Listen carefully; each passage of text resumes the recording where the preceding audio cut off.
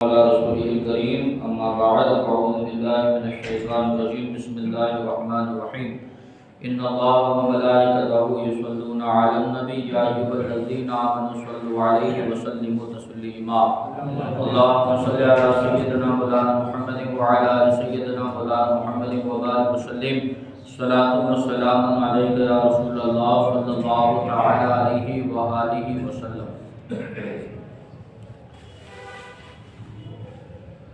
مکہ والوں کے عناد اور سرکشی کو دیکھتے ہوئے جب حضور صلی اللہ علیہ وسلم کو ان لوگوں کے ایمان لانے کی امید نظر نہ آئی تو حضور صلی اللہ علیہ وسلم نے تبلیغ اسلام کے لیے مکہ کے قرب و جوار کی بستیوں کا رخ کیا۔ مکہ والوں کے ایمان لانے کی امید نہ رہی تو مکہ کے آجو باجو جو بستیاں تھیں وہاں کا آقا نے کیا ہے تبلیغ کے لیے رخ فرمایا۔ چنانچہ اس سلسلہ میں طائف کا بھی سفر فرمایا، جو مکہ مکرمہ سے قریب میں ہے طائف، وہاں کا حضور نے سفر فرمایا۔ اب اس سفر میں حضور صلی اللہ علیہ وسلم کے غلام حضرت زید بن حارثہ رضی اللہ تعالیٰ عنہ بھی حضور کے ہمراہ تھے۔ طائف میں بڑے بڑے مالدار اور رئیس لوگ رہتے تھے۔ ان رئیسوں میں عمرو کا خاندان تمام قبائل کا سردار شمار کیا جاتا تھا۔ عمرو کا جو قبیلہ تھا، خاندان کا، وہ تمام قبیلوں کا سردار شمار کیا جاتا تھا۔ یہ تین بھائی تھے، ایک کا نام عبد یا لیل، دوسرے کا نام مسعود اور تیسرے کا نام حبیب تھا۔ حضور صلی اللہ علیہ وسلم نے ان تینوں کے پاس تشریف لے جا کر اسلام کی دعوت دی۔ ان تینوں نے اسلام قبول نہ کیا بلکہ انتہائی بےہودہ اور گستاخانہ جواب دیا۔ ان بد نصیبوں نے اسی پر بس نہیں کیا بلکہ طائف کے شریر گنڈوں کو ابھارا کہ حضور صلی اللہ علیہ وسلم کے ساتھ وہ برا سلوک کرے۔ چنانچہ یہ شریر گروہ ہر طرف سے حضور پر ٹوٹ پڑا اور یہ شرپشند حضور صلی اللہ علیہ وسلم پر پتھر برسانے لگے، یہاں تک کہ آپ کے مقدس پاؤں زخموں سے لہو لہان ہو گئے اور حضور کے موزے اور نالین مبارک بھی خون سے بھر گئے۔ جب حضور صلی اللہ علیہ وسلم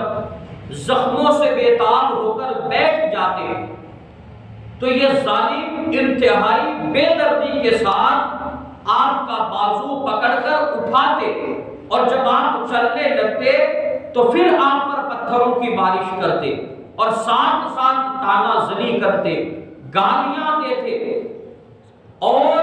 ہنسی اڑاتے۔ حضرت زید بن حارثہ رضی اللہ تعالیٰ عنہ دوڑ دوڑ کر حضور پر آنے والے پتھروں کو اپنے بدن پر لے لیتے تھے اور حضور صلی اللہ علیہ وسلم کو بچاتے تھے، یہاں تک کہ وہ بھی خون میں نہا گئے اور زخموں سے نڈھال ہو کر بے قابو ہو گئے۔ آخر کار حضور صلی اللہ علیہ وسلم نے انگور کے ایک باغ میں پناہ لی، دراخت کا انگور کا ایک باغ تھا، اس میں جا کر حضور نے پناہ لے لی۔ یہ باغ مکہ کے ایک مشہور کافر عتبہ بن ربیعہ کا تھا۔ حضور صلی اللہ علیہ وسلم کا یہ حال دیکھ کر عتبہ بن ربیعہ اور اس کے بھائی شیبہ بن ربیعہ کو حضور پر رحم آ گیا اور کافر ہونے کے باوجود خاندانی حمیت نے جوش مارا، کیونکہ عتبہ اور شیبہ یہ دونوں خاندانی بنو ہاشم سے تھے اور حضور بھی خاندانی بنو ہاشم سے تھے، لہذا کیا ہے خاندانی ہونے کی وجہ سے کیا ہے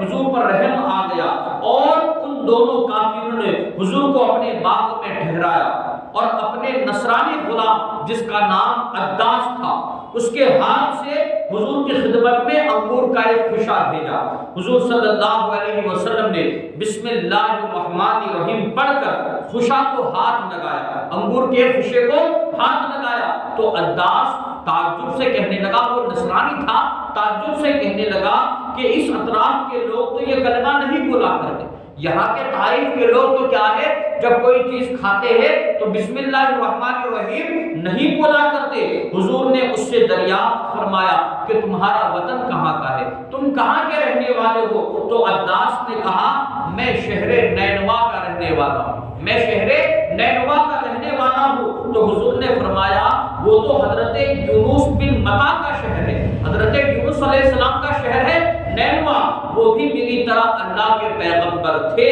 یہ سن کر عداس آپ کے ہاتھ پاؤں چومنے لگا، کیونکہ عداس نے سنا ہوا تھا کہ پہلے کے زمانے میں ہمارے شہر کے اندر ہمارے کیا ہے ہمارے شہر کے اندر حضرت یونس علیہ السلام تشریف لائے تھے، تو حضور نے کیا ہے پہلے کے زمانے کی غیب کی خبر دے دی کہ وہ تو شہر نینوا کے رہنے والے حضرت یونس علیہ السلام کا شہر ہے۔ لہذا کیا ہے حضور کی غیب کی خبر سن کر عداس حضور کے ہاتھ اور پیر چومنے لگا، اور فوراً ہی علم غیب کی خبر سن کر عداس حضور کے ہاتھ مبارک پر کلمہ پڑھ کر مسلمان ہو گئے۔